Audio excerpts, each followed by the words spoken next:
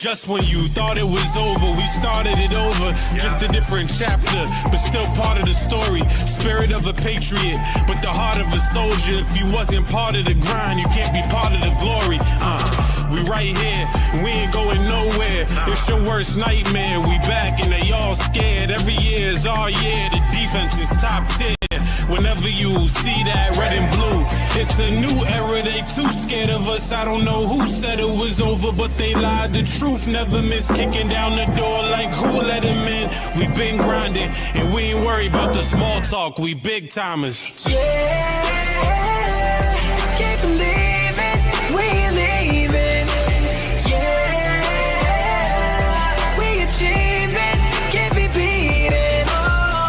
Say it loud, say it proud from the top of my lungs.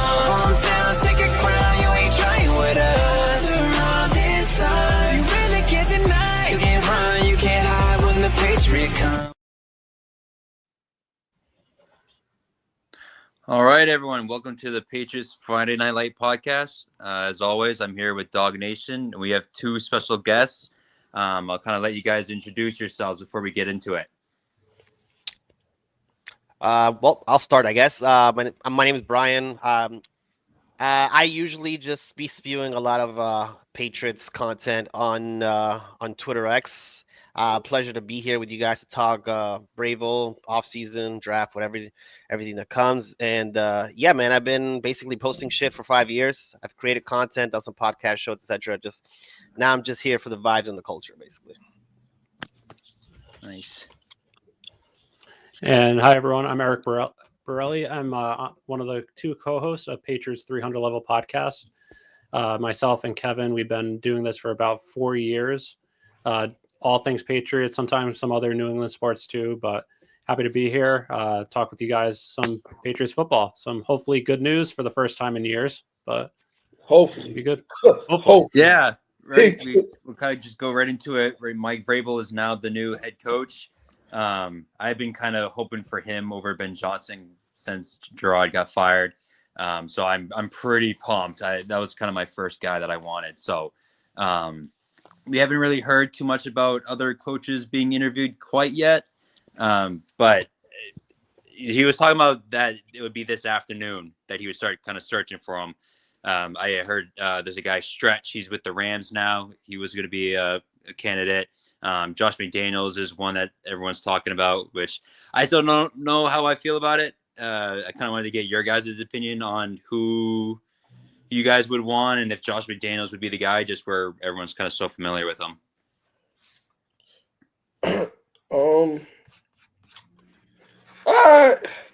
Josh McDaniels, I just hope that the offense isn't complicated the way that they were spoken about it in the past, that players that came to New England were like, yeah, well, that was a pretty complex playbook. And honestly, I think the biggest thing in the Josh McDaniels type offense are those option routes, especially amongst the slot receivers, which I feel like would probably benefit somebody like Pop Douglas tremendously. Giving him that chance to kind of pick his route in the slot based off the leverage of the defender. But the way I've seen it work in the past, that the Patriots took two wide receivers that used to be quarterbacks in college that had that understanding of, how to beat those leverages and stuff like that. And I'm referencing to Julian Edelman and Jacoby Myers in that aspect, when playing in the slot. So, obviously it won't hurt. It won't hurt at all. Clearly it won't hurt. So, Vrabel coming in, I feel like that's the first part.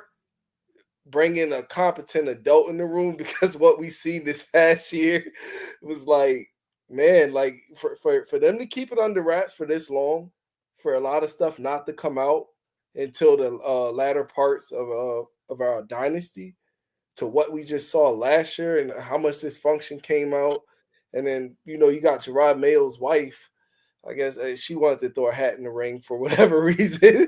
You know what I mean? So it's like, at the end of the day, what was done was obviously the right choice, because clearly, like I said when I posted it on X, unless, obviously we're all fans of the team, so we seen what the hell happened. Like I said, unless you watch our games and literally pay attention to the team the way that we do as fans, you know, those dudes at ESPN, oh, but they should have gave Gerard another chance. Listen, I don't believe wins and losses is what got him fired. I believe there were a lot more things that were going on than just the style of coaching. And considering that you're hearing players come out and say, oh, well, we felt like we were at a disadvantage from a coaching standpoint all year. I don't understand how you can look at and thought that those things were going to possibly get better going into the next year. You know, I wish that this hiring probably would have happened last year, but you know, Kraft wanted to, for whatever reason, save his pockets or whatever. He stuck that in Bill's contract that Gerard would succeed him. So, and just to all in all, end up paying out. How much? If any of y'all know, did Gerard sign a multi-year contract, or like how did that go? Like, was it, or we don't fully understand the language that was in there? Because I'm just curious as to how long was Gerard supposed to be the coach? You understand what I'm saying? I haven't seen any numbers on length of contract or salary. I've been interested in that as well, but I personally haven't seen anything. I don't know if anyone else has. Yeah, 'cause I know with Bill, he was supposed to still be the coach. I think his last year was 2026, I want Right. to say. So with him getting cut kind of early, I don't know what the plan is with Gerard, right? Because the whole plan was for him to take over after. So I wonder if something got messed around and if they just did like a 1 year or something. But I haven't seen anything specific. From what I've been told, I think Gerard Mayo, they did change the language a little bit after they parted ways with Bill, but it wasn't like, we're not talking double digits as far as contract was, and it had voidable years from what I was told at the time of the hiring. So one of the reasons they were able to cut loose Gerard, without much ramification, if you may say, is that there wasn't any major guarantees in Gerard's contract. I do think I do believe that he is going to be compensated for the next upcoming year, but not for the next two. All right, I believe it was anywhere between a 3 to 4 year deal. But again, Okay. that's what I was told. This was back, last year when they were being introduced to Gerard Mayo as the new head coach at the time. So I don't know if anything changed or anything got, made up after they let him go. So as far as I know, that was it. Okay. Yeah, because Yeah. with Go Vrabel, we know he signed a multi-year deal. I think I was seeing 10 to 15 mil per year. That was the range that I was seeing. I don't know if that's the case, if you guys have heard anything different, but I saw 17, so I'm not sure if that's 17. accurate either. Okay. I don't know. Yeah, I'm Okay. not sure if that's how we go. Yeah, which I think, right, we were paying Bill, in the 20s, so this shouldn't be anything to worry about with Kraft and having to pay Mayo. I mean, they obviously made the decision knowing that they're going to have to pay him in some capacity, but like you're saying, with those void years, it shouldn't be anything too crazy, which is good, right? Now they have to kind of do a whole haul of other coaches. This kind of seems how it's going to pan out, right? Even the front office with hiring Cowden from the Giants and having them work with Elliott Wolf. Like, there's already kind of changes going on in the front office. But yeah, I mean, what do you guys think will do for the offensive coordinator? I don't know. There's a lot of names that I see that are being thrown around, but for me, there could be names that you like. There could be candidates that come from schemes that you may admire. I know I like Josh McCown because he comes from the Kevin O'Connell system in Minnesota, and that was successful. But then again, if you look at Minnesota, they had players in place to run that scheme, and you have also the benefit of running Justin Jefferson, arguably one of the best wideouts in the NFL. So while that may be enticing, it may not suit our personnel, as far as that tree. You have a couple of guys that, you have Dave Ragoni.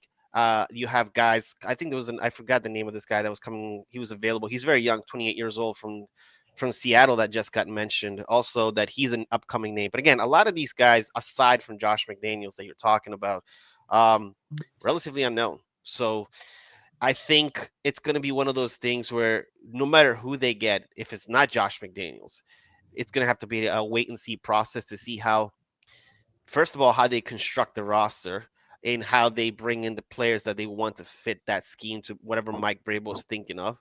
And secondly, you'd have to see, I guess, how they deploy their offseason plan with set roster based on what the coaching schematics that they want to use. I don't know if they're going to use zone, West Coast. I don't know if you're going to do the, you really don't know because, again, a lot of these guys come from those trees, but there's a lot of unknowns. Yeah, right. Vrabel came when he was with the Titans. They were kind of run heavy. He mentioned that, but he also said that it was because they had Derrick Henry. All right, and in his press conferences, he was mentioning about kind of using Drake May as the focal point. So I'm hoping that we become a little bit more pass heavy, which that kind of determines what kind of line we want, what kind of coaches we want, like you were saying. But he mentioned like a stat where if quarterbacks who throw for 50 or more attempts, they have like 2 wins out of the last like 160 games. So that's kind of something to kind of look into and see what he wants to do. Just where this offense is going to be so different from the Titans, just from the personnel, that we have, right? We have a weak offensive line. Our running back is obviously not Derrick Henry, right? And then we have Drake May. So it's kind of there's definitely a huge unknown with our offense, just with how different we are from the other teams that he's coached. Yeah. I definitely, because I'm real big on draft and personnel and stuff. So I definitely did go back and look at just over the last couple of years, some of the players that Tennessee has drafted in those years that he was there. I guess before, who was the first GM that got fired? Because things like clearly took a turn for the worse because AJ Brown was traded without his knowing. John Robinson. John Robinson got fired. Yeah, John he was Robinson. the guy. Yeah. He seemed like he was running a pretty good ship.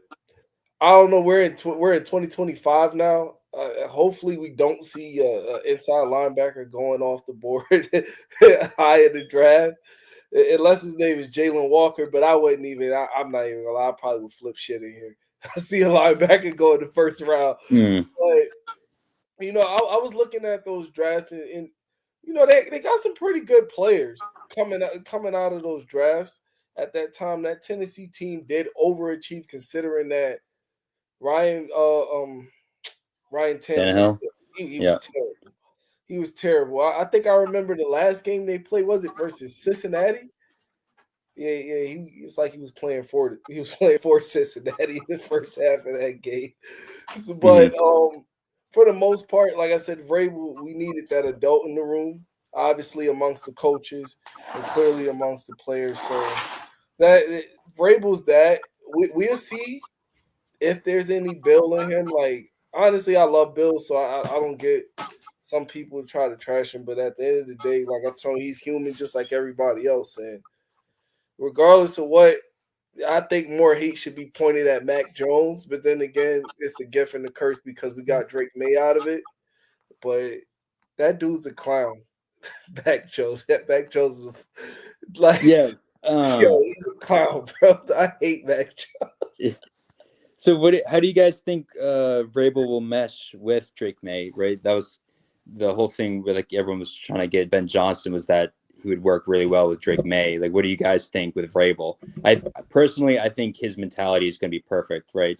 Where, there's the report of Drake calling, the team meeting, they get in front of the team, questioning how that practice went. Like, he was saying that it went terrible and he wanted to kind of talk to everyone.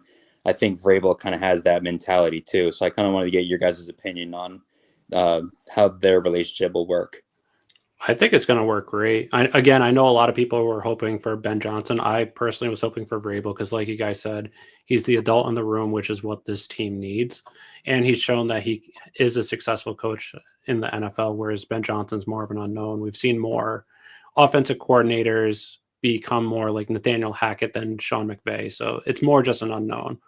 Whereas Mike Vrabel, he has the toughness. He'll tell you what you need to hear in order to win, in order to be successful. I know Will Compton and Taylor Lewin were saying how sometimes you're not going to like what you hear, but it's all to make you better. And from everything we've seen from Drake May, it seems like he feeds off of that, of tough coaching, what he needs to do in order to be a better player, to help elevate his game and elevate the players around him. So I think Vrabel's knowledge of defense and how to schematically attack quarterbacks and also help in teaching Drake May how to read defenses as well.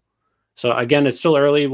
We never really know, but I think Drake May has a different mentality than the previous quarterback Mac Jones had, where I don't know if he would have been successful under a Mike Vrabel type coach, but I think Drake May would be perfect for it. I do disagree with the fact that Ben Johnson is an unknown.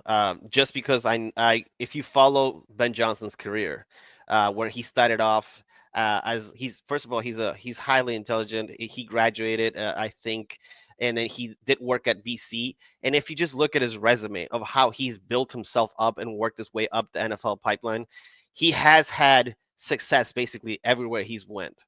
And that's why he's elevated to the point where he is. I don't really try to get into the making a case for one guy to belittle the other. So in this particular instance, people always assumed, because of the way I've been posting and the things I've been saying, that I'm an anti-Bravel guy, which is not true. I was just a Ben Johnson guy. I feel like he would have been somebody who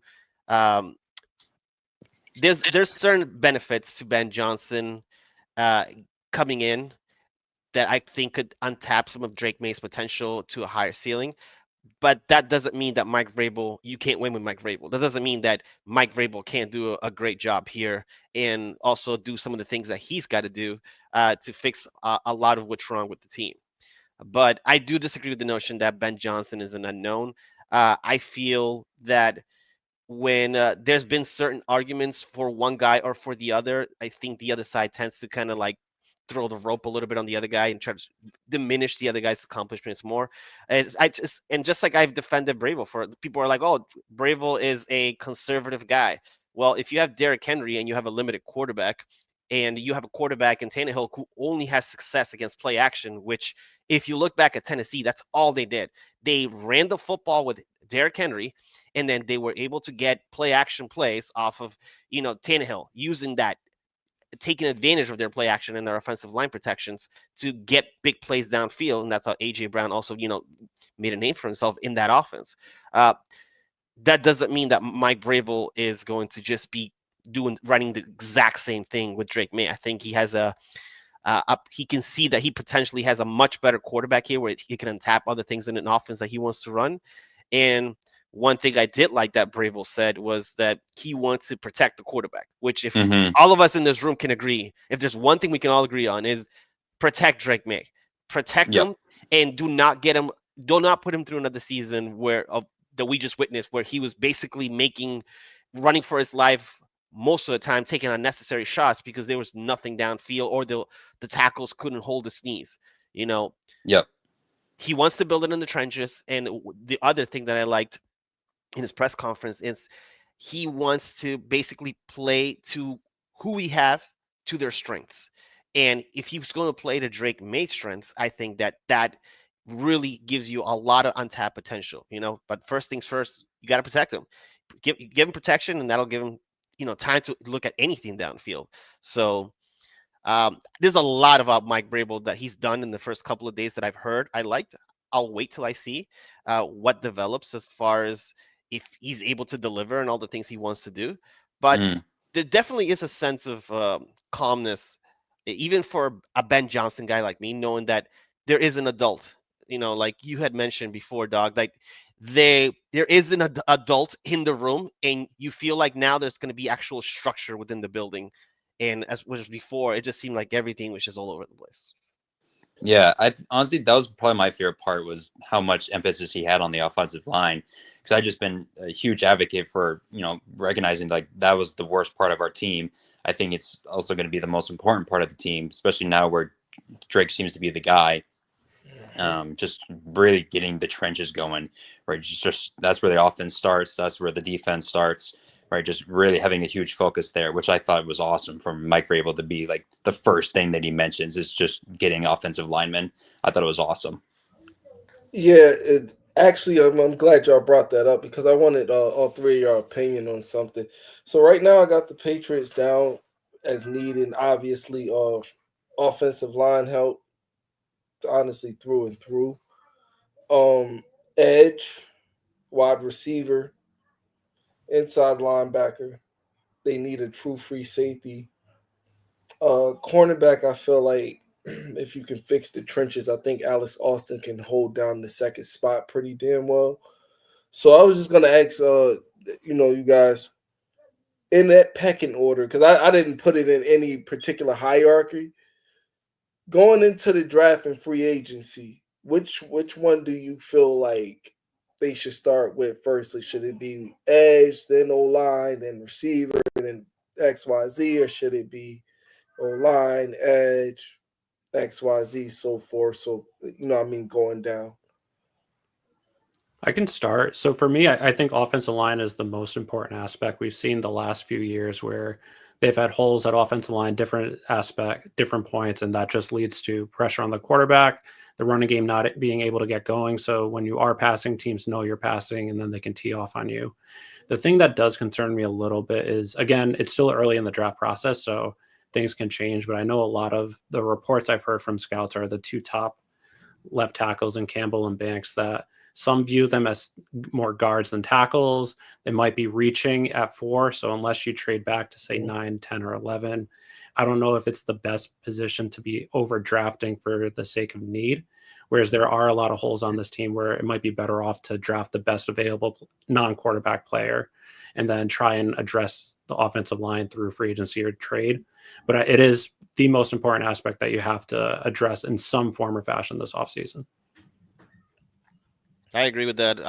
I think wide receiver and tackle are interchangeable at 1. To me, they're both huge needs. But if you look at the roster and who's actually on the roster right now, you have to say offensive tackle is pretty much the biggest need as far as what they need top to bottom to make sure that Drake May is successful and runs a good operational offense. So it's one of those things, I guess, where, if you look back at kind of like the Lions blueprint, they went with Penei Sewell, obviously, to kind of start rebuilding that offense. And a lot of people gave him a lot of flack for it, but it ended up being the right decision. Now, what helped them is that they went on to draft literally hits everywhere along the line. Like you're anywhere from Aiden Hutchinson to Brian Branch, who, a lot of people kind of scoofed over, and he ended up being a player on their defense. To Sam Laporta, Jahmyr Gibbs was a pick that people looked at funny and look like he's done. They stole Brian Branch from us. If you don't remember, no, literally, they traded ahead of the Patriots. The Patriots were right there. I feel like Brian Branch, I'm pretty sure they knew Belichick was looking at Alabama. Maybe. Yeah. Like maybe he looked at him. Deion White, but I think Detroit seen the writing on the wall with New England. They literally traded right ahead of them. It snatched the Branch. My bad, but go ahead. No, you're good. But yeah, the Brian Branch was also a player that I had my eye on as well. But the thing about New England is, and for me, it's not so much about their need, is about hitting on who they actually take. Mm-hmm. They need to hit on their picks. They cannot have another 2024 draft where you have a lot of unknowns going into the season or a lot of non-contributors. So for me, it's more about, look, if you want to take Abdul Carter at 4 because he's the best player available and he is a guy who's going to be a major impact, good. But at least you know that you're going to get a hit on that player, a contributor.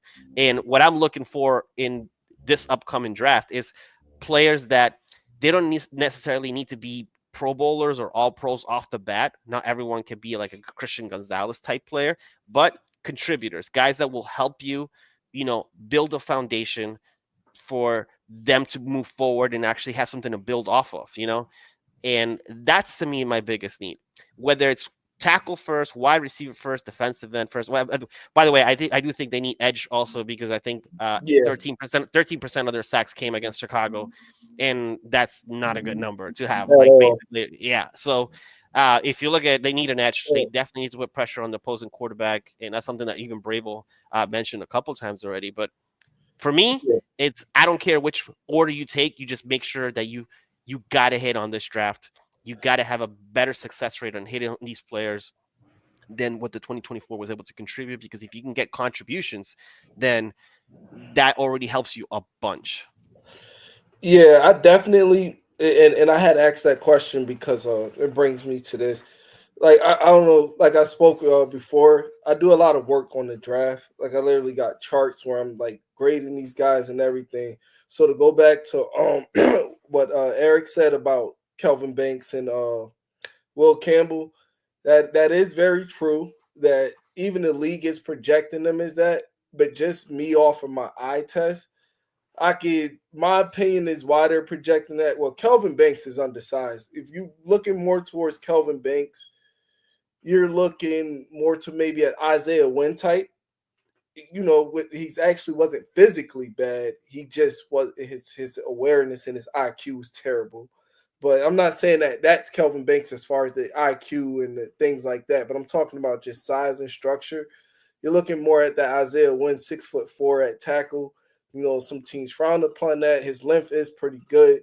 As to where Will Campbell, he's 6'6", great size for a tackle, but he those reach blocks. He has problems with guys that have that length on him, which is why I had to go back and because we could look at a lot of games and they're like, oh, where's no comp here? I wanted to look at games where there was either somebody that was perceived to either go in the first 3 rounds on the edge, and I found the Texas A&M tape, and versus Shamar Stewart and Nick Scorton, who are possibly 2 first-round picks on the edge as well. That probably was his worst game of the season, and realistically, I seen it. Honestly, it was the length thing. Those guys, they were aggressive and getting up on them off the edge. They stayed in his chest a lot. Kelvin Banks, I could say the worst game I've seen with him versus like a top 10 edge was Georgia, both times, versus Markel Williams. He looked like he manhandled him. So I can get the valuation point of being at number 4. Of all right, these guys, if we can't trade that pick or you don't even trust trading that pick, then I get it if you bypass tackle right there. I would 100% understand just based off the value of where that pick is at. Okay, I'd have been a little bit more comfortable with it. Maybe if we were in that 8 to maybe 10 range, then one of those tackles would be cool. But if you have Abdul Carter there versus like you said, you need to hit on something. I understand the need. You got to hit. If Abdul Carter's there and you can't trade for, and you're sitting there with those tackles, with all due respect to the tackles, you have to take Abdul Carter, because just off the simple fact that the fastest way to build a team anyway is through the trenches on both sides of the ball. Look at what the Rams did last night. For years, they were in cap hell, didn't know how they were going to continue to compete. In the beginning of the year, they were talking about trading a lot of these guys on their roster. But then you look at that young core, mainly on defense last night, that they got on the line, the Byron Youngs, the Jared Verses, the what's his name, Braden Frisk, the DT from Florida State. Those are all young guys. They hit on their guys, which is they do a good job. Even from back to when you look at Puka Nacua, like what a find. Like he's terrific. It's they hit on their players, and that's a huge thing for them to do. Like it's what helps you keep your team rejuvenated as far as able to churn out players and create schemes that can fit for them. To me, I look at Will Campbell as a guy who probably is more like of a Peter Skoronski kind of type. I think that he will end up inside, but I think he's going to be a heck of a player inside. There's no knock against Will Campbell for me personally, as far as what I've seen from him. I just don't necessarily think that that's what the Patriots need right now. I mean, Could they upgrade any guard position? Absolutely, they could. But right now, I feel like, it's you want to prioritize basically tackle, I think, over guard, as far as, protecting your quarterback's blind side a little bit. And I do believe in some of the Landon Robinson being there and Wenu being there. Those are 2 good interior pieces to have. So they have more bodies right now to work with as far as interior than the tackles, where I don't want to see Jacobs back there again in 2025. I don't know. I don't think anybody in this room wants to see Jacobs out there manning right tackle again at 2025. And I don't think many of us want Vidarian Lowe at left tackle. If you want to keep a Vidarian Lowe as a backup tackle, as a swing tackle, or anything like that, great, sure. As a depth piece, but as a starting, no, please don't put me through that again. Absolutely not. No. Those guys were just so bad. It's like not only were they just like not good at, being in their position, the penalties that they would cause were, I mean, it killed almost every single drive. Every single drive that didn't result in a touchdown, I can almost guarantee you there was some sort of penalty from either of those guys. Like, those guys were just brutal, right? Right, we're kind of talking about where, there's so many holes on this team. I was really hoping to get that first overall pick so we can just get a haul of picks. Because like you said, like, an offensive tackle, wide receiver, defensive lineman, all of those we picked with our first pick, or, that's a good pick because we definitely need all of them. I was just really hoping to get a big haul, but, being at 4th overall, it's kind of an awkward position, right? Abdul Carter seems to be the biggest guy to be picked at 4. And then after that, it's like, do we trade down? Who's willing to trade up with us at 4, right? The top 3 teams, you can argue, all need quarterbacks. So we're kind of in like an awkward position to be able to kind of trade out. Maybe Abdul Carter is the best pick just because, right, we may not be able to get a haul of picks or, be able to move around, right? Just trying to get the best player available and then just go from there. Right, because a few things could end up happening here that makes us interested at 4. Because let's just say if those 3 teams at the top do go quarterback, then you realistically have a Travis Hunter and Abdul Carter in that 4 to 5 range. I said I love Travis Hunter, but I wouldn't exactly take him right there neither because it isn't, you know what I mean? Like, yeah, he's a great talent playing on both sides of the ball, but we understand this is the NFL. We're not going to be able to put Travis Hunter in on every play on both sides of the ball. So that seems like a moot point for the Patriots as to where, like I said, the Abdul Carter thing would make sense because Shedeur Sanders and Cam Ward, there's a lot of people split on them. Me personally, I'm not as high on Cam Ward. I think Shedeur's pretty good. Do I think he's a franchise changer? Probably not exactly. He would probably need to go to a better situation rather than you build the team around him. So it could get interesting with us sitting at 4 because I would question, should we trade back if those other 3 teams are looking at it like, hey, man, we done seen over and over again and took how many swings at quarterback at the top of the draft. And it's looking like over maybe since 2010, there's only been 11 hits at quarterback in the first round till now. So I can see Cleveland even sitting in that spot. They got some things to talk about. You took Baker. That didn't turn out. And for whatever other quarterbacks they took that damn high early up in the draft. So that's it. This draft, it isn't the most talented. So it's a kind of where you should pick your poison at. So like I said, I think, like I said, if you're going to stay right there at 4, then Abdul Carter should be it. There is another tackle that plays for West Virginia. His name is like Wyatt Meelam, I think his name is. Yeah, Wyatt pretty Miller. damn good. Yeah, I like him a lot. Pretty damn good. Yeah, I like him a lot. Pretty damn good. I don't know where they can get him at. The Patriots realistically do have firing power to get back up into the first round. Yeah, If it's a they deep wanna draft. It's go. a deep draft for the O line. It's as far as O line, it's a little top heavy, but they do have some good prospects. I know that right tackle from Texas just declared early during his junior year. Herman Williams. So there are options for the Pats as far as trenches. I mean, for me, what's interesting would be, and I don't know what you guys think about this, but what if Abdul Carter is there and someone else wants to jump up on the Patriots and take him? Like someone else is enamored with Carter. Would you pass up to take the opportunity to take him? And would you to get more picks? I don't know what you guys think about that, but I thought that somebody told me that and I was like, I didn't think about that. I would say no, because it looks like Keon White isn't. He's more of that tweener. He's gonna play inside and out. Looks like Keon White needs to go more inside with Baltimore. So I feel like if you can get an edge now, because Anthony Jennings is not going to give you much in the pass rush. He's the elite run stopper. So if you can move, I think Keon White probably going to be playing more inside now.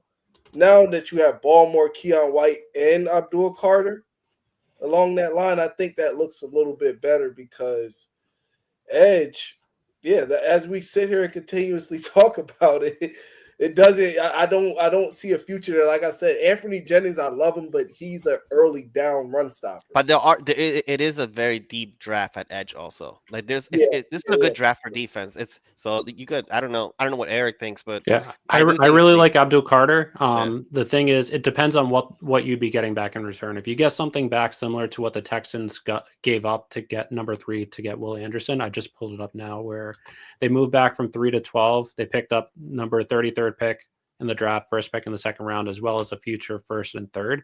If you get something similar to that, then you have so many holes on the team where it's probably worth it.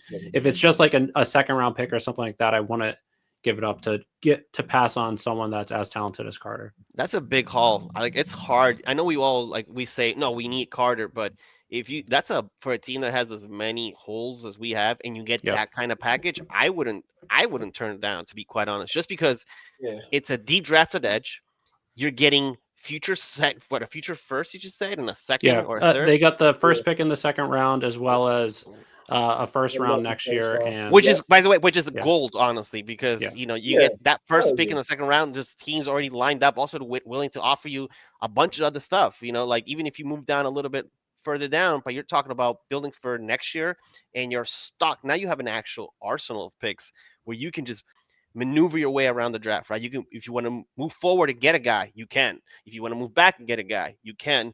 Edge. The thing about Carter is, I love the player, but it's a very deep draft at edge, and so that's a position where you might be able to still kind of like maneuver your way around, and take a good player still at the end. But I don't foresee anyone giving up that type of package for a guy like that. But if it was to happen, it'd be something to think about. Yeah, and I think part of the reason why the Texans gave up. If that's the case, the Michael Parsons comparisons need to go up a little bit. Then maybe you know what I mean. Maybe somebody would give up that haul. But definitely, yeah, man, I get that too. That's why I was pissed about that number 1 pick, because like I was telling Brendan, I'm like, teams that have been able to rebound and get back into contention, they at some point had 2 first-round picks. Whether you're talking about the Texans, even the Ravens that had 2 first-round picks over the last couple of years. The Eagles didn't had it. Minnesota's had it.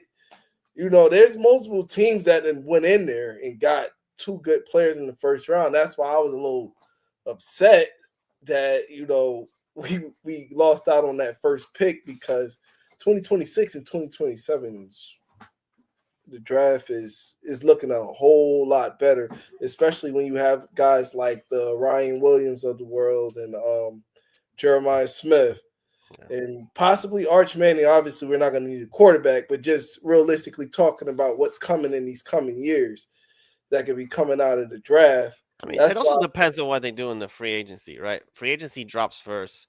I mean, if you are already talking about getting, let's say you land on like a guy like, let's say you get Ronnie Stanley, who's had a good bounce back year. This is his first good bounce back year. He's ranking, I think, I'm not sure, the last time I looked it up, but he was a 71.4 PFF grade, which gets him in there within the top 10. He's been respectable. He had a good game against TJ Watt. If you get a guy like Ronnie Stanley, 30 years old, right?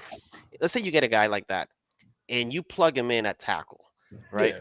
Or if you get, let's say you get T. Higgins, which is everybody has been salivating and wanting T. Higgins. Everybody recognizes that he will be the number 1 target. At least he should be one of the number 1 targets for the team.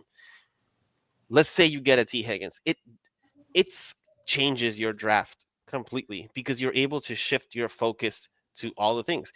Maybe if you get a Dre Greenlaw, and let's say like you get a Dre Greenlaw, and let's say you get a Javon Holland, or you get someone like Ronnie Stanley, it already gives you flexibility to, if Abdul Carter's there, you take the best player available. You just already add to your stack defense, or if you move back, and you already got a tackle, then you can look at any position you want, whether it's wide receiver, whether it's Ibuka, or whether it's one of these other guys, or if you want to go for Will Campbell, be like, you know what, I want to keep adding to my trenches. Here's a guard here's a guy that I can potentially put in the inside, and he could be in my next Joe Thuney, or somebody who's going to be like an anchor inside. You could do that. So free agency is going to tell a lot about how they potentially Mm. view the draft. And I know we love these names and we all like it. Yeah, if we want this guy, but people forget that free agency comes first, and that might dictate a lot, especially with the team. One of those, I don't know what it was, a reporter when they're doing introductory press conference, and they're like, yeah, Robert Kraft looks like he's got his checkbook open and he's ready to spend. Inside my head, I'm like, is he? I don't know if that conversation's happening, but I hope they better be, because it's going to get to Red Sox level hate here if they don't start spending out money for somebody. Yeah, and you bring up we a have good to pay thing with the suck tax, right? So we kind of have to, open the pocketbook up.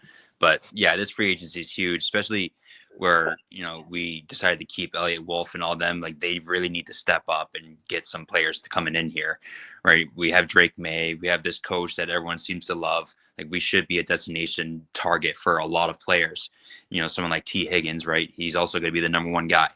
We should be able to pay him whatever he wants. There's no reason for him to want to come here, or to not want to come here, right? I think that's kind of huge, and that's why I'm leaning more towards, trying to get in the trenches with the draft. Is I don't really trust us in the draft when it comes to receivers, just with our history, and especially where T. Higgins is right there, right? That should be a gimme. They just need to stop trying to get too cute. Like, even as I was sitting here when he picked N'Keal Harry at 32, I'm like, well, A.J. Brown's still there. Metcalf is still there. Samuels is still there. And I think Terry McLaurin probably went 2 rounds later after that. Terry McLaurin. I mean, you're talking about one of the best wide receiver drafts. I mean, even last year, right? Like, I know, like, you're talking about all the receivers that had impact last year. Even you look at Jalen McMillan playing in the late, postseason football. He ended up emerging after Chris Godwin got injured. It just hurts a lot because he came from the same freaking school. So he came in and contributed. You look at Lat McConkey almost getting 200 yards receiving. I almost wanted to cry in the corner. I'm not gonna lie. It hurt. Malik Neighbors, Marvin Sanderson Jr. Look at Brian Thomas Jr. Like what he did for the Jaguars. Like he it wasn't like he was a top 5 consensus pick, and he ended up just balling for the Jaguars. So if you look at last year's draft, another really, really good wide receiver draft, and we just did not end up with a guy that can contribute, so it hurts.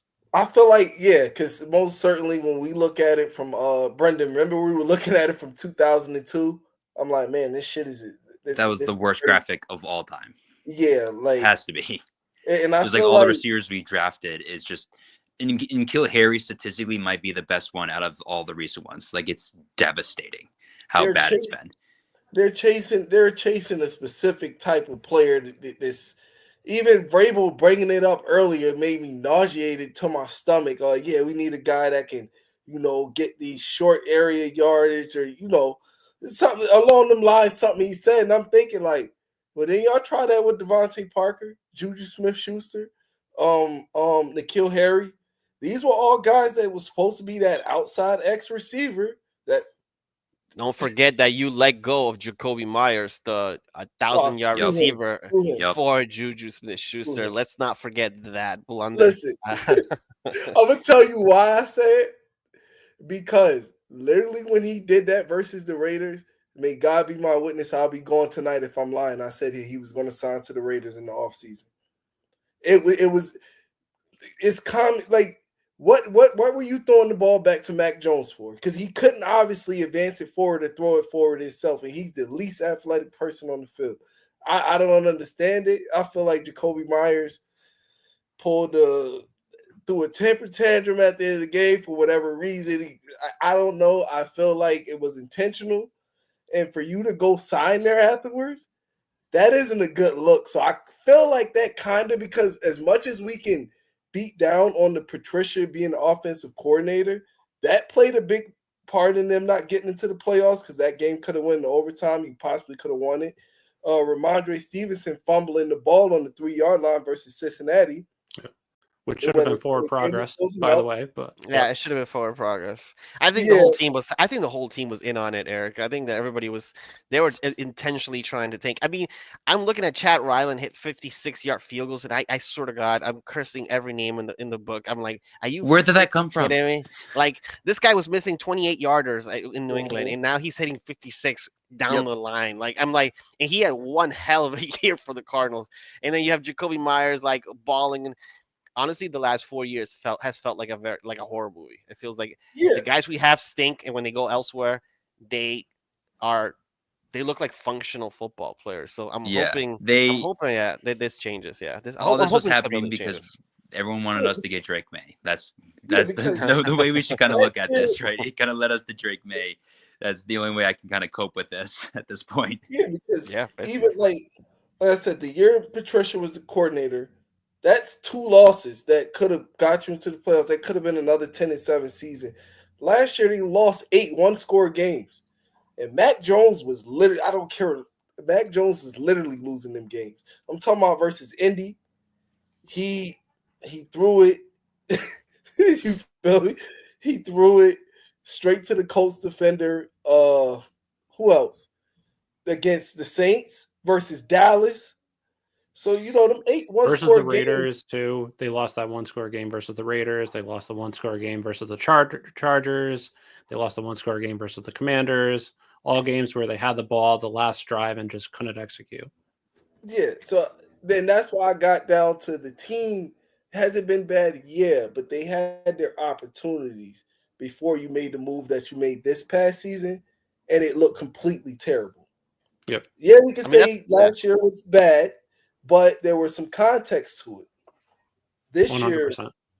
was just even just if you know what's funny about that though, the irony in that, even this year they were in so many close games and they still like it wasn't like if you really look at the schedule and look at some of the close score. I mean, Tennessee was Miami. The first game was a close game.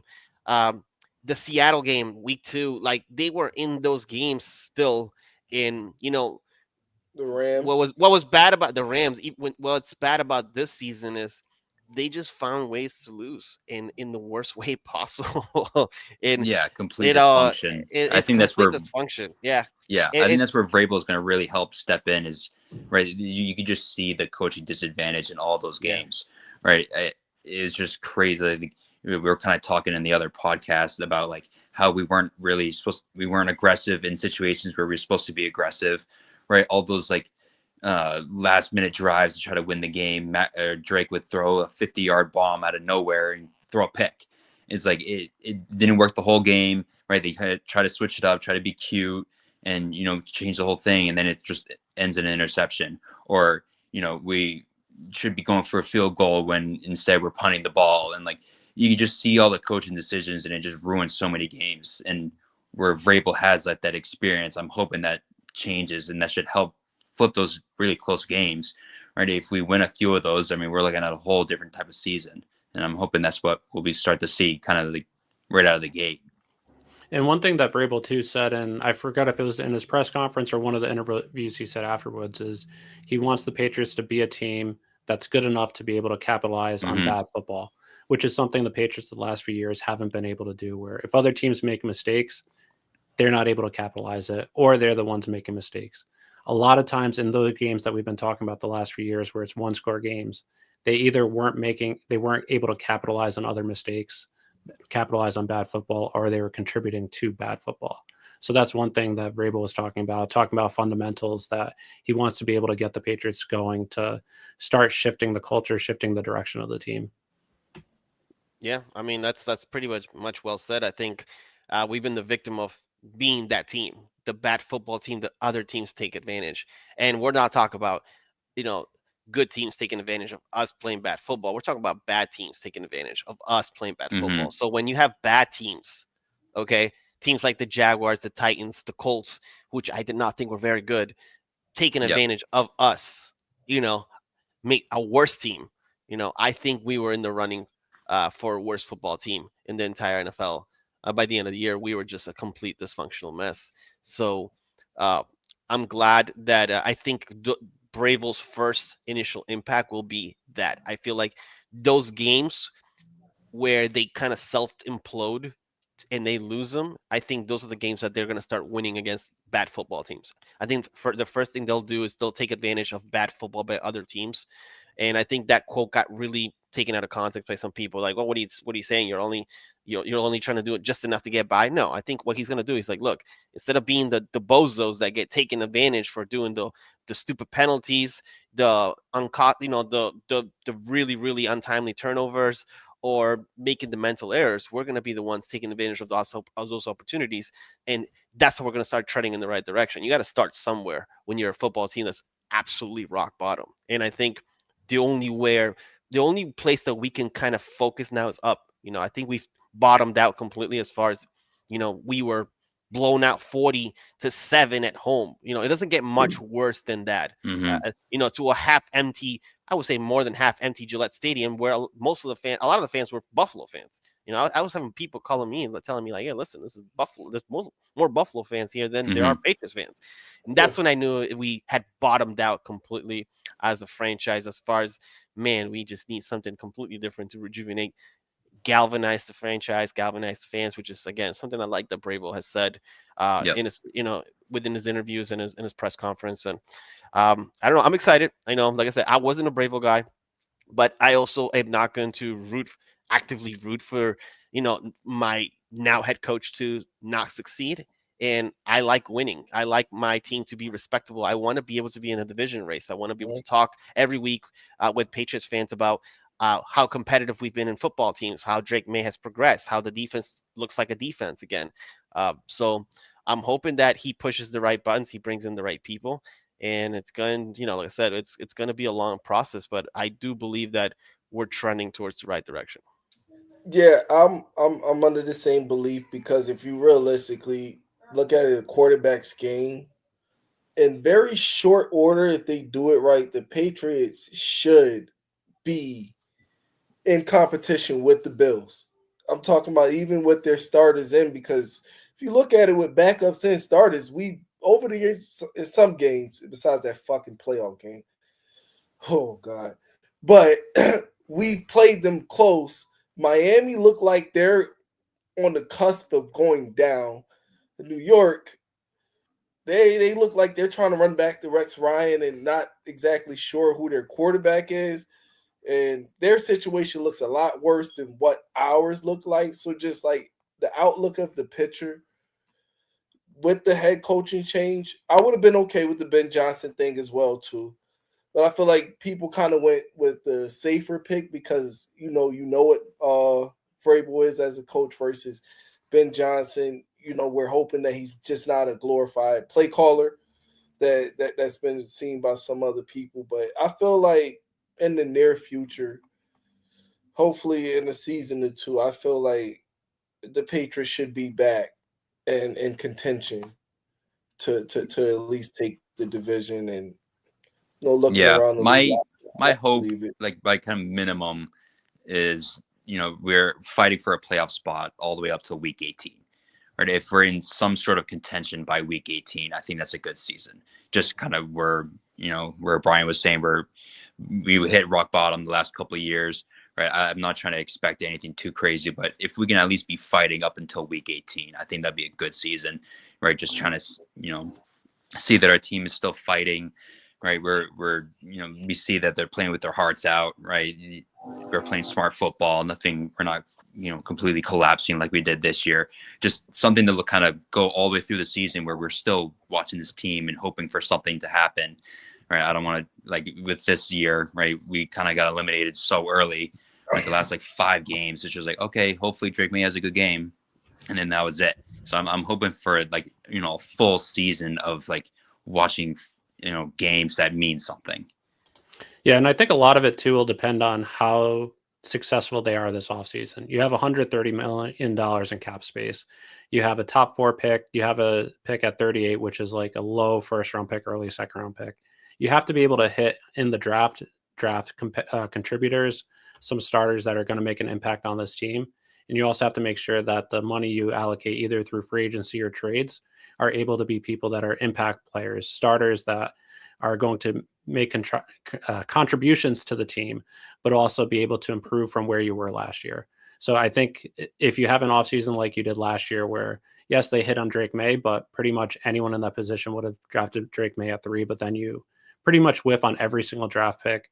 All your top free agents that you bring in are awful. And then the guys that you do resign all have worse years than they did the year before. You're not going to be successful. Even with Vrabel, you'll probably win some of those games that you lost last year, but you're not going to be pretty much competitive towards the end of the season. Whereas if you hit in those positions, you'll have a shot. So I'm interested to see what they do over these next few months. Yeah, I kind of think that they have maybe like a ceiling. Their ceiling, if everything goes according to plan, let's say they're able to bring a key free agent, whether that's Ronnie Stanley or whether that's Drake Greenlaw or whether that's like a T Higgins, which I think that's what most of the fans are hoping that they get.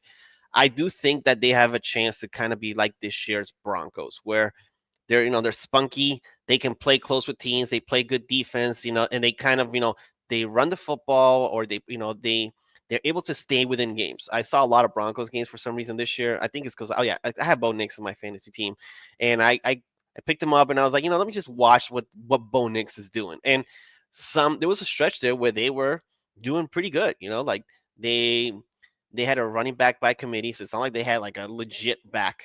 They had a running back by committee, and they just kind of moved the pocket around. They let Bo Nix get out of the pocket, do plays here and there, find these guys, and it helped to have a guy like Courtland Sutton. Obviously, he had a big year for them. So I was like, just get Drake May one guy, just one guy on the outside that can win. Just get him a couple of people that can block.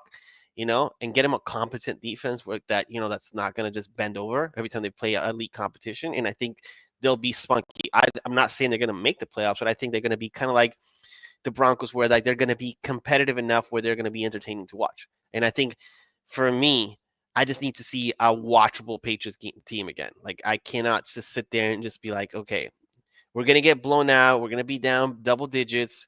I'm just here to see Drake May play, make some flash plays here and there, hit a big bomb here over there in the middle, and then just, call it a day. I actually want to be like invested in the games and be like, okay, so, we're playing to win. We're not just playing to watch our quarterback. We're watching to see actual competitive football again. So just bring that back. Just bring competitive football back to New England. Yeah, and I think another team too that can be comparable is the Chargers, where terrible coaching the previous year. They had to get rid of. They pretty much were in a rebuild going into the year, where they got rid of Keenan Allen, they got rid of Mike Williams, they got rid of some of their players on defense, some starters, just to get cap space because they were $40 million over the cap going into free agency. And then Harbaugh rebuilt the culture, rebuilt the team and identity of the team. And again, not saying that Drake May will be as good as Justin Herbert, but identifying, building through the trenches, having a tough football team where they're at least competitive. Chargers made playoffs, not saying the Patriots will, but I think they'll be in that realm of fighting for a wild card spot this year and at least being in most of games that they're in. Yep, totally agree. That's kind of what I'm looking for. I just want entertaining football. I don't want to see a bunch of idiots out there running around like we've been seeing the past few years, just, begging for, good competitive football, competent football. And I think that's what Mike Vrabel is going to bring. And that's kind of why I wanted him. I just think the kind of culture that he's going to bring is, smart, tough football, which is something we've been lacking for a few years now. Yeah, man. Like I always tell you, Brendan, I feel like certain players that are there are good. They might just be out of position right now. Like bringing in the T. Higgins, I do feel like stabilizes the wide receiver room where you can move, Booty more to his true role, Pop Douglas more into his true role, where T. Higgins could, he can take up that coverage away from the defense because, stationary, the X wide receiver, he's stationary, no motioning, no none of that. He knows how to create his own separation and get yards and things like that. So I just, hopefully the free agents and the guys that they bring in gets this team back right as far as Jalen Pope goes. I don't know. I'm not going to say I'm completely out on him, but I feel like what he's going to end up becoming is possibly not even ever going to live up to where he was drafted at, and considering what we just saw from Ladd McConkey. So the Patriots, whatever this new grading system that Elliot Wolf got that they keep telling us about, that if that's what was the results of it last year, then you know what I mean, some more upgrades need to be made. Like, I don't know when this grading system is supposed to be coming in. Apparently everybody's happy with it, but honestly, I just feel like that's the save face thing. Enough shit that came out over the past couple of weeks that they don't need that coming out. This new grading system that he got, and Bill, I love you, but it seems real Belichickian. You know what I mean? So it better be better than last year. It's just like, listen, it better be a new system. I need to see these guys really, getting hits. And it's easy to, it's not, I want to say easy, but obviously when you drafting guys high in the first round, you're gonna, you have a higher probability of some of these guys hitting, and it's not that they've been terrible in the first couple of rounds. I mean, they got Christian Gonzalez one round, and then they got Drake May in the other. So you're talking about two guys. So like basically your cornerstone guys are Christian Gonzalez right now, and on defense, and you have Drake May on offense, right? But it's about the later rounds. I need to see these guys really get active in the third, fourth, and fifth rounds, maybe there, and start finding some guys there for us again that can be contributors as well. So they better have a grading system. I'm not sure how you guys are big fans of Matt Groh. I hate it that he's still in the building. I wanted him gone. It makes me want to jump off my building and just run into traffic. I can't stand that he's there. It drives me bananas that he has not been given his walk-in papers yet. But yeah, he might follow Bill to UNC for all we know, especially with please, bringing Bill. in the new guy. Take him, Bill. Hell no. Take him away, Bill. I think Matt Groh is a craft guy, because the fact that, like I said, I always state this, it is what, it hurt me to see Bill go, but yeah, it is what it is. I don't know. For a second, I thought you said crack. I was like, whoa, that's a strong allegation. But I don't know, man. He has to be on something for these picks, man. They just, if I see them pass up on a guy that later on in the season is going to go for 200 yards in a playoff game, I swear to God, I'm going down to Gillette Stadium and I'm forming a picket line. They cannot keep passing up on some of these players. They need to take some risk. Honestly, take some risks. AD Mitchell, take a risk. Like they are not taking. George Pickens. McConkey was injured. He had injury concerns, but who cares? You're a bad football team looking to get players and guys that can contribute, have great potential. Take some risk. It'd be great if they would take some risk with these guys and actually went for it. Instead of trying to be like the safest pick in the thing. And the draft is a crapshoot. It's very difficult. It's hindsight's 2020. You can't really say there's a lot of teams that passed up on McConkey. It just hurts that because we gave up the pick that got him picked. Obviously. I got a question for you, Brian. Since we're on the Matt Groh thing, because I've heard this more than once, and I don't know if you guys read the Seth Wickersham Is Better to Be Feared book. It was. I see he got a bunch of books back there. I wouldn't be surprised if you read it. Great book. And, no, I'm. You know what I mean. I'm actually in here myself. You know what I mean.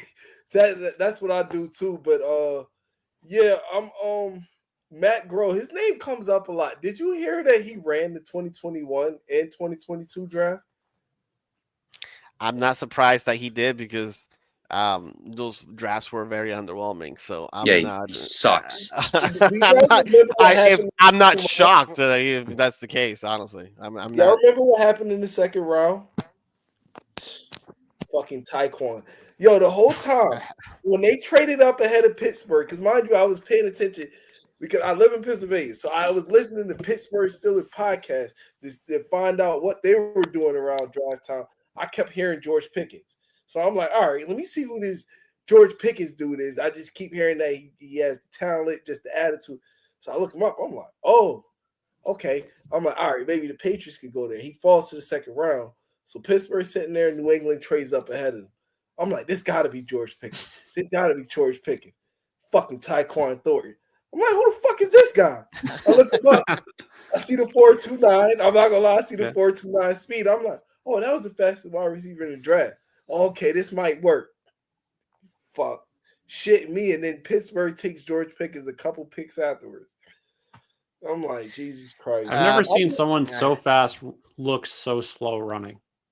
Just so slow out of their break, so slow doing just I just didn't understand the pick at the time. Like I understand seeing like the combine speed, oh that's a good number, but if you watch him, he doesn't look fast.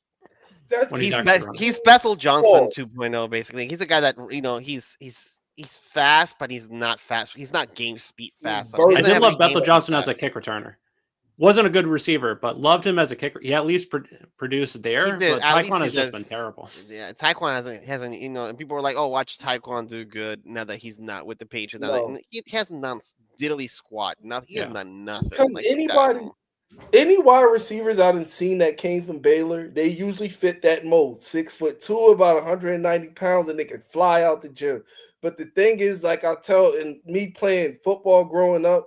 The easiest indicator with guys that are fast like that, usually when they're tall, the dead giveaway is they have to slow down at some point.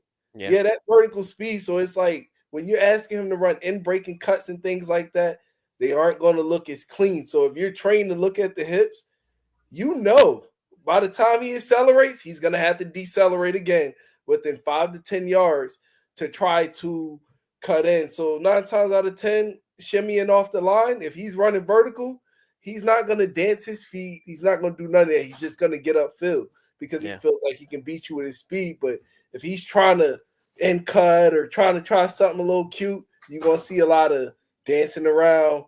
Then go. I'll be honest with you. Like I'm a guy who still believes in Javon Baker. I feel like I feel like look, you saw Kayshon Boutte, who everybody wrote off to start the year. A lot of people wrote off. Well, you excluded. A lot of people thought that he wasn't even going to make the 53. They were like, "This guy's not. He's the odd man out," And he, by the end of the season, he was one of Drake May's most trusted. And only any sort of deep threat that we had was through Kayshon Boutte, and I feel like Javon Baker has the talent. He's talented enough where. I'm hoping that he can still translate that into an NFL game day tape. I'm not so sold on Jalen Polk. I don't know if there's anything that they can work with him as far as a player. He just cannot separate. At least with Javon Baker, it's more up here. I'm not dismissing. Nobody dismisses his talent. It's more about getting the mental aspect of the game down where he can actually be able to contributor on the field. For Polk is more of his physical traits and him not translating physically his attributes, translating to an NFL level where he cannot get any separation. So I still believe in Javon Baker. I believe firmly that if within the right system, with more time and able to give proper concepts and proper coaching, he will have that year 2 jump that we kind of saw at Kayshon Boutte, where he'll be a contributor. I'm not saying he's going to be a massive. He can't be worse than Polk, but he can't. You cannot be worse than Polk for sure. Right? Yeah, I feel like his best years are ahead of him. And now that brings me to ask you this: do you feel like it was a problem with the AVP just throwing him in the doghouse, or because it's like, bro, 3 and 14, I mean 4 and 13, you can't get no worse than that. So I don't give a damn who you throwing out there. You better throw something out there that sticks. Do you feel like it was because him and AVP, or maybe it was a Gerard thing? Maybe after the comments, I think it wasn't about police. That was Baltimore. I want to give you 2 instances, and before I let you guys go ahead, and you guys can tell me your answers, I'll give you 2 instances where I think this was directly a Gerard Mayo problem. Problem number 1, you make Kendrick Bourne comes off a productive game, and then he goes basically doesn't touch the ball, and KJ Osborne plays over him, and then we're basically in KJ Osborne was ineffective, right? And when asked about why, you're talking about like we're talking about what's doing best for the football team, it just didn't make sense, why you're playing KJ Osborne over Kendrick Bourne to begin with. And the second instance is where Javon Baker does he runs for a 40-yard return and then gets benched basically. Yeah. Because he didn't do the correct read on the kicker. I felt like they were just piling on, and they were expecting this young guy to be too perfect and like too good. Like it almost feel like when you are piling on a guy, when you're not, you're so on top of them, right? I feel like these young guys, they get in their heads and they just can't. It's gonna be a difficult uphill battle for them to get into game shape, you know. And I would have liked at the end of the year, you're already a bad football team. You're trending in the wrong direction. I would have liked to see more of Baker get I more would have snaps over the vets. You know, like I would have liked to see that. You And could have even with the simplified it Baker for him. returning the kick aspect, if you're not playing him, he's only getting very limited a number of snaps. He's going to want to show he can do something, which is why he took the kicks out, which makes sense, unless Yeah, you're telling exactly. him he's going to get actual snaps on the offense. So by putting him back there, of course, he's going to want to show that he can do something. And he did have that 40-something yard return the first time. Yeah, and I feel like that's a lot of stuff that they picked up from Bill, the doghouse in certain receivers, because Matt Patricia doghouse Kendrick Bourne. Yep. His year he was there. We didn't see much Kendrick Bourne that year. Right after he had a great year. His first year he had a great year for us with Mac Jones when we went into the playoffs. Next year, he gets doghouse. It doesn't really play. And then Kayshawn Boutte last year, he got doghoused. But then these are guys that kind of somewhat make that resurgence and get production out of it. Like I said, Even Gibson this year, there was a stretch where he got his playing time took a nosedive to the point where I think there was like he was inactive a game or he didn't even get any touches in a game. And I'm like, you see a guy in Mondre where he's having fumbling issues. You know, he is ball security has been a huge problem for him this entire season, and you just continue to trot him out. And you have this other guy who seems to have done everything right that you've asked him to. He's been productive when he has been on the field, and he gets basically demoted. You know, Jermichael Hasty at one point was getting more touches than he was, and I didn't understand that. There was some decision making in the part of the coaching staff that I really just had no clue why. What was the reasoning behind that? Yeah. They most That's why I'm certainly excited to have probably Vrabel and see who he chooses, right? Just get rid of this dysfunction that's been going on. And it's just kind of leaking through every aspect of the team, right? You're just kind of seeing just roster-wise, play calling-wise, it's just everything's just been a complete dysfunction. And I'm hoping that Vrabel and whoever he decides to bring in completely changes that. And hopefully someone like a Javon Baker where you're not giving up on him. I hope they don't give up on him. Right? We got to see what he is because he can't be worse than Polk. Right, that's kind of like the spots on our team. Right, and a lot of these guys, like we have other players, they can't be worse. Like it's impossible. Like Jacobs at the tackle, right? There's no one who could be worse than him, right? There's so many positions that are like that where it's like no one can be. And I'm hoping that Vrabel, finds the best players and makes all the right decisions and gets everything going. Because some of these, we have some of the worst players in the NFL at starting positions. Are you guys pro AVP? I'm sorry. I would be okay keeping him. I wouldn't be too upset. Just with Drake May. Quarterback coach, go ahead. But I don't want him as a OC.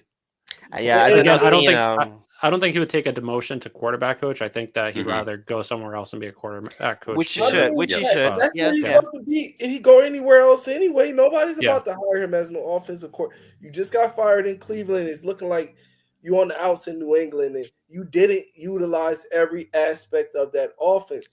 You can sit here and try to hide behind the Drake May thing, but like they said, the puppy with big paws. We knew, that, all right, there was mechanical issues, but who were screaming about these mechanical issues? The main media. The main media were the ones that were, he should sit, he should this. It seems like y'all took that script and ran with it, but the quarterback that should have been sitting was the one that went number one, but we're not even going to go there. But I'm just saying the AVP thing, a lot of people, but he developed Drake May. How do you know that? You guys are talking like Drake May was like terrible when coming in. Right.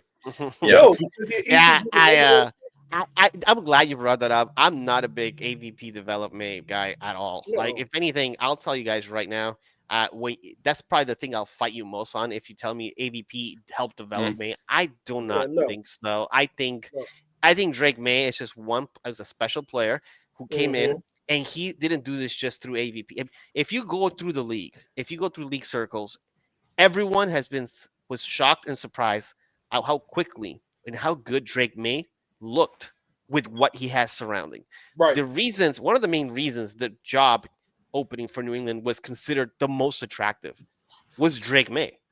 And when they were doing questionnaires and asking all these media personalities on ESPN, FS1, all across the board, everybody was like, listen, he's the real deal. I don't think you bringing a guy in the OC makes him into that. I think he already had all the physical tools coming out of college. I think his they really didn't think that his game from college would translate because he obviously had some faults, and obviously all the players have faults coming with some quirks that they need to be tweaked. I think Taylor. But exactly, but Fresh. I think he's gonna be a bust. But go ahead. I think no, you're fine. I don't know if Caleb's gonna be a bust. I definitely think that Jaden Daniels has already proven that he's the better quarterback, and I definitely think that Drake May has already proven that he has the potential to be the better quarterback. And I think it's gonna be those two guys. To me, is Jaden and Drake are going to be the two. When we look back in 5 years, like, oh, look, if we can redraft this draft, right? And we can look back at who would you take? It would be Jaden and Drake will be the top two guys that will be taken. I feel that strongly that Drake's gonna have those tools. I think Drake came in with the right mentality to be able to succeed as an NFL quarterback, right? And that's why I kind of like Vrabel too. I think they both have like this similar mentality of they're gonna do everything they need to do to win. Or you hear Drake in the press conferences, it's like light and day from Mac Jones. I just think it's been such a breath of fresh air just seeing the maturity level. I feel like Drake May is already so much more. His maturity level is already so much higher than what I ever saw in Mac Jones in his tenure here. Yep, like totally. Mac Jones. But, I was watching a Mac Jones game. I don't know which one. It was. I think it was like as the Colts or whatever. And he was still doing these goofy little things. I'm like, I'm so glad we don't deal with that anymore. Yeah. In Jacksonville, bro.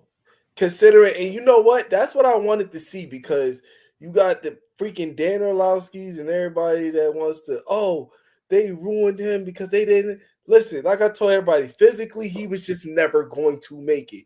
Mac Jones is the same thing as Tua, the way I look at Tua. You need too many things to go right around him for it to work. And for a team like the Patriots that don't like to spend a lot of money, that's what you were going to have to do with somebody like Mac Jones. That offensive line would have had to be stacked, and you would have needed receivers to be on such a whole other level to make him look a lot better because over the years, you can clearly see he does not throw the ball well 10 yards beyond the fucking line of scrimmage. So it's easy for defensive coordinators to watch that year in and year out. Oh, my God, what happened to his rookie year? He had a good 7-game stretch. He didn't have a overall. I will have to cut you guys off. I gotta get going. I got work that kind of is calling me. But it was great talking to everyone. Hopefully we can do this again. This was a good time. I'm glad I got to talk to everyone. Yeah, for sure. Good. Thanks for having us. Yeah, thank you guys. Really appreciate it. Yeah, of course. We're on to Cincinnati. It's nothing about the past, nothing about the future. Right now, we're preparing for Cincinnati. Okay, do you feel like the talent you have here is good enough? We're getting ready for Cincinnati.